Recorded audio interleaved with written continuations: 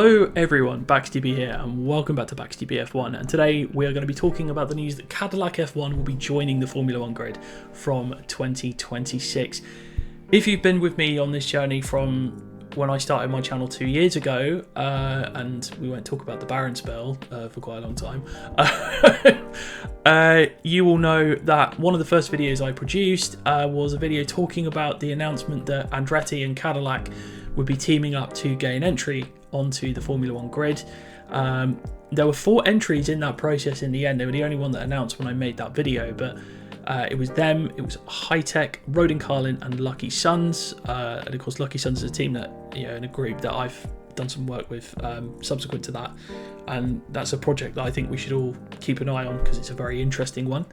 But Andretti were the only ones that were given formal FIA approval, but of course that's only the first hurdle. You have to get approval from Formula 1 management, the teams, and just over a year ago they rejected that bid. They basically said Andretti would get more from Formula 1 than they would get. They weren't particularly happy about some of the logistics.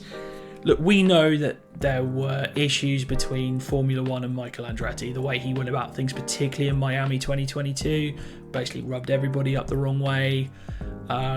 But they were keen to get this over the line purely because they wanted to have Cadillac come in. That's how I'm viewing it. They wanted Cadillac, they didn't want Michael Andretti. There were issues, of course. Andretti went to the US government. There was an investigation launched saying, is this anti-competition? And of course, with Liberty Media owning Formula 1, that does fall under US jurisdiction.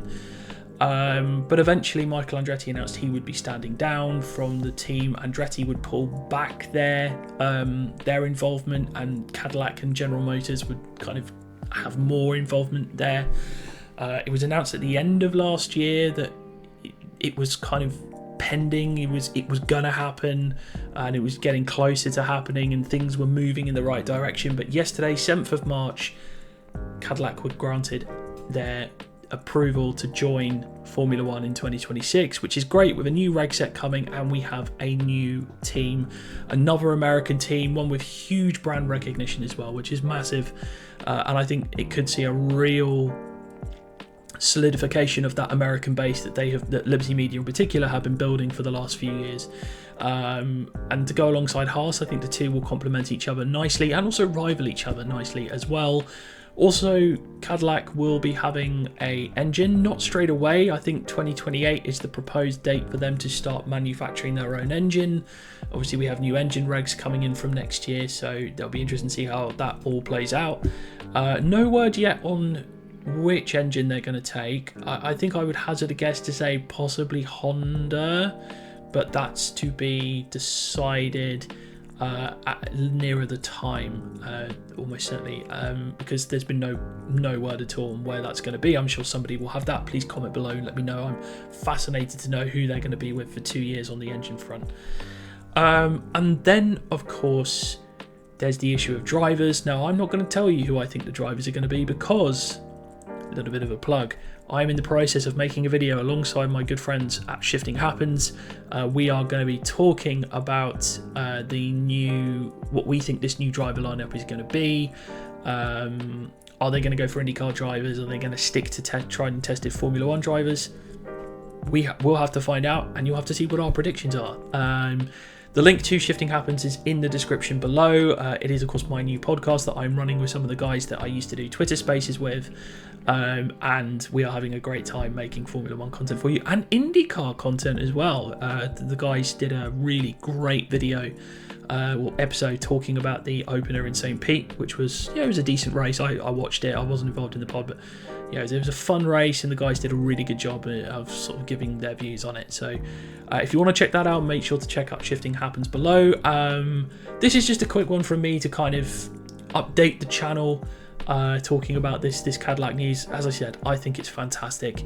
For me, more teams. I'm all for getting a bigger grid. I thought 10 was kind of a bit stale, but now we're going to get more opportunity, and it also means that down the line we're going to see young drivers get more of a chance, because we've seen too many fall through the cracks over the last few years. So hopefully Cadillac can bring in their own young driver system and kind of work their magic around there. So fantastic news. If you want to see my 2025 predictions, I've already given some on shifting happens, but I'm going to go into more detail and I'm going to go through what I think the Constructors' Championship is going to be, but also who I think is going to come out on top in the various teammate battles in 2025. There's definitely some very interesting ones. There's also some that are very, very obvious. I'll leave you to work out which one that is. But if you want to see that video, if you don't want to miss it, hit the subscribe button below. I'm really looking forward to this season. We've got some, I think we're on for an incredible season, and yeah, I can't wait for it to get going. But guys, thank you for watching. I shall speak to you all very, very soon, and let's get racing. Let's get racing.